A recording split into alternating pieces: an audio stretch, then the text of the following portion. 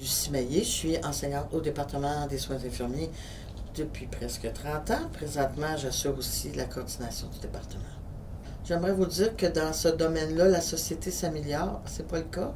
Les infirmières, ils ont un type de personnalité souvent qui vont vouloir aider tout le monde, puis souvent sont plus à risque de vivre de la détresse émotionnelle.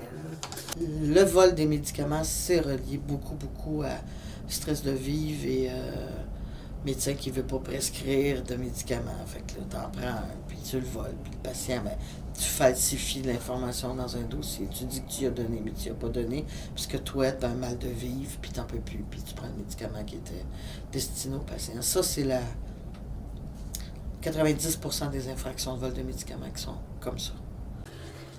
Tu rentres travailler puis tu sais pas quand est-ce que tu vas pouvoir retourner chez vous. Là. Les temps supplémentaires obligatoires, des fois les gens n'ont pas nécessairement des beaux choix de vacances. La rotation aussi jour, soir, nuit. Moi, je connais des infirmières, des fois ils travaillent 2 nuits, après ça ils travaillent de jour, après ça ils travaillent de soir. Ça peut être difficile de dormir. Fait que c'est peut-être une des causes aussi là, que je pense. Là.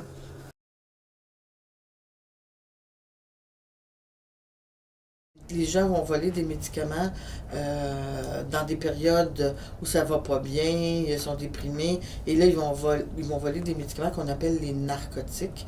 Et ça, c'est malheureusement des problèmes de dépendance, des problèmes de stress, ce sont des problèmes sociaux. Les infirmières en sont pas exempts parce que tu es infirmière, tu ne fais pas de dépression. C'est pas un préalable, là. C'est un problème de santé qui peut arriver à n'importe qui.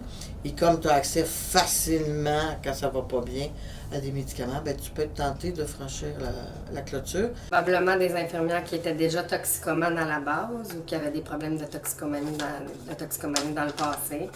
Des douleurs chroniques, des infirmières qui ont eu des accidents de travail puis qui ont commencé à prendre, mettons, de la médication. Puis, souvent, ces médicaments-là, si tu en prends longtemps,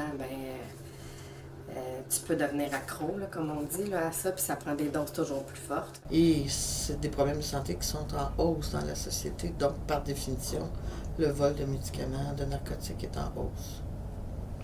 Je pense pas que le système y incite au vol, mais moi, quand je regarde comment c'est fait puis tout ça, je pense que c'est quand même facile pour quelqu'un qui veut faire ça de le contourner, tu sais. Ils sont confrontés à des amis à qui ça peut arriver, à n'importe qui dans la famille, une dépendance excessive. Puis quand tu as une dépendance, c'est là que toutes les déviations peuvent survenir. Puis c'est ta mère qui est dépendante, puis là, tu n'en peux plus, puis elle n'a pas d'argent. Mais c'est peut-être pas toi qui es dépendant, mais tu es pris dans le problème, puis tu vas chercher la solution la plus facile. Tu as accès devant toi à les médicaments. Nous, on utilise une machine pour prendre, mettons, les narcotiques. Là.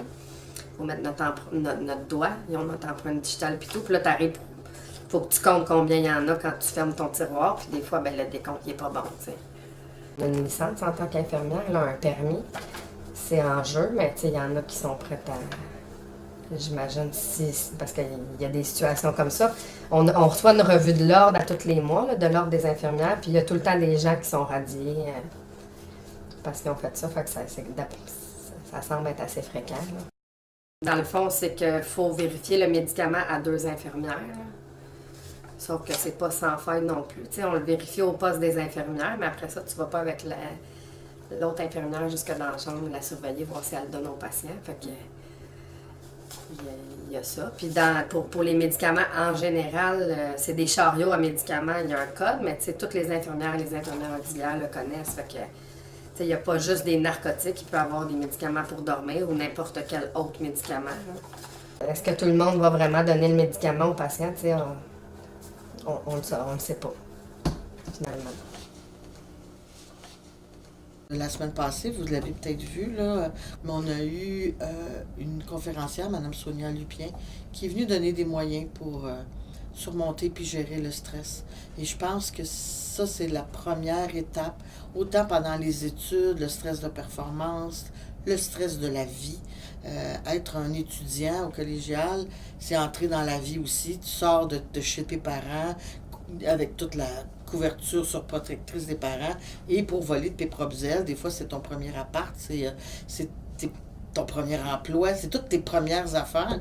Et ça, c'est stressant pour certains étudiants. Donc, si tu travailles comme infirmière, puis que tu voles des médicaments, entre autres des narcotiques, mais là, tu t'embarques dans la dépendance aux médicaments, aux drogues, et là, on est pris dans une grande saga. Alors que si on avait appris aux gens à gérer le stress, à mieux gérer le stress, c'est vraiment un fléau majeur présentement, là. Donc, c'est là où il faut travailler.